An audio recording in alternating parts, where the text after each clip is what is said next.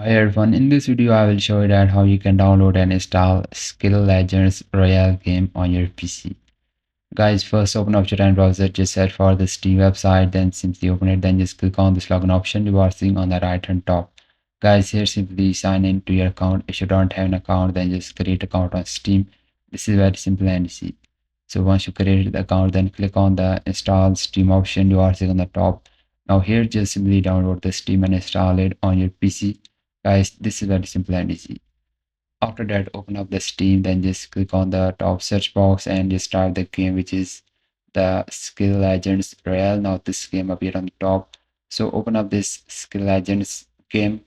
Now guys, once you open up this game, now here just scroll down, guys, scroll down, you'll see the option of add to library.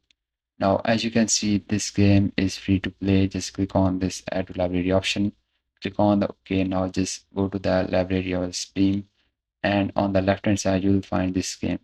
So just search for this game right here. So once you search for this game will appear on the top. So open up this Skill Legends game, then just click on the install. This is how you can download and install this game. If you find this really helpful, so please consider liking, and bye bye and take care.